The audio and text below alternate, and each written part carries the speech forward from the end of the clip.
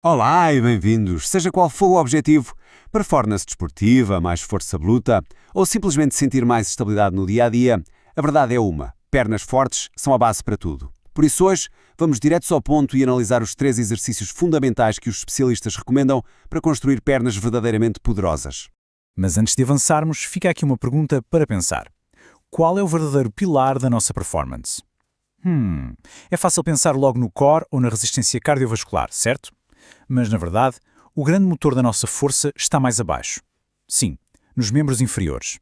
É daí que vem a base para quase todos os movimentos funcionais que fazemos. Ok, vamos a isto. A nossa estrutura é simples. Primeiro, vamos perceber porque é que ter pernas fortes é tão importante. Depois, mergulhamos nos 3 exercícios-chave. De seguida, a execução perfeita, claro, e para fechar, um plano semanal prático, com algumas dicas e erros comuns a evitar.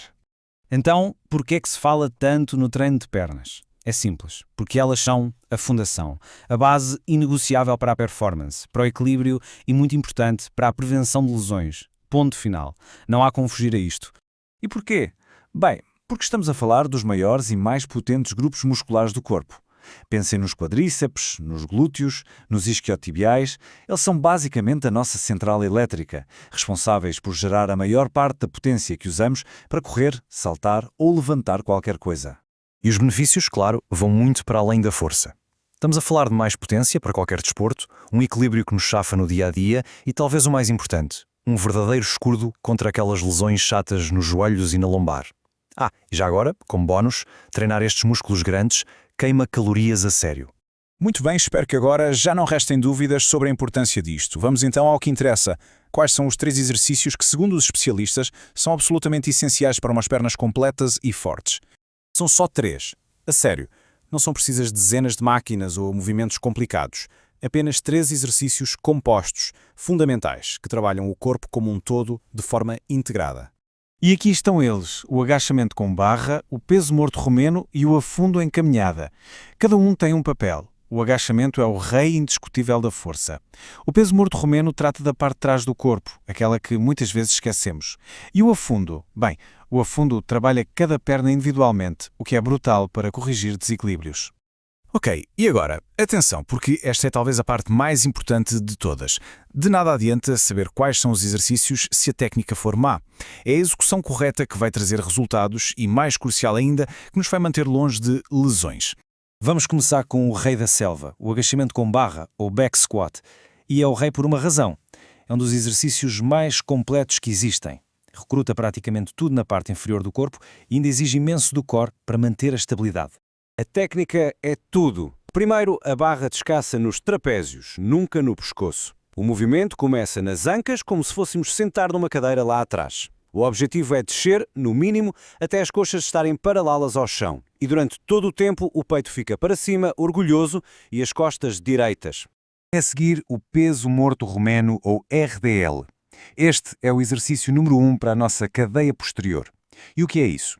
É basicamente o motor do nosso corpo. Os isquiotibiais, os glúteos e a zona lombar. É aqui que se constrói a verdadeira potência atlética e a velocidade.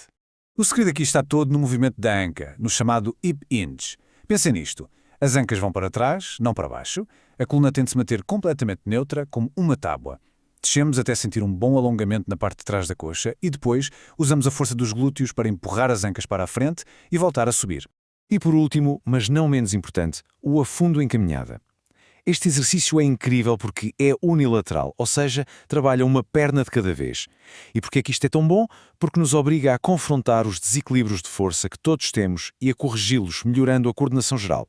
Aqui, a palavra de ordem é a estabilidade. O passo para a frente deve ser largo o suficiente para que o joelho da frente não passe da linha dos dedos de pé. O tronco mantém-se sempre direito e o movimento é controlado, tanto a descer como a subir, para dar o próximo passo. Sem pressas.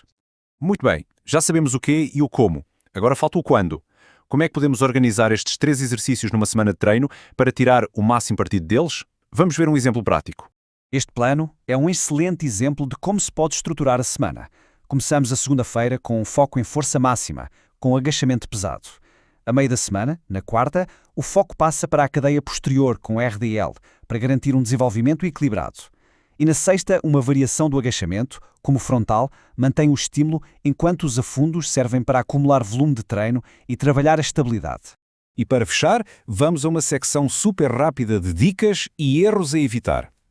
Muitas vezes são estes pequenos detalhes que separam um bom resultado de um resultado excelente e que nos mantêm seguros.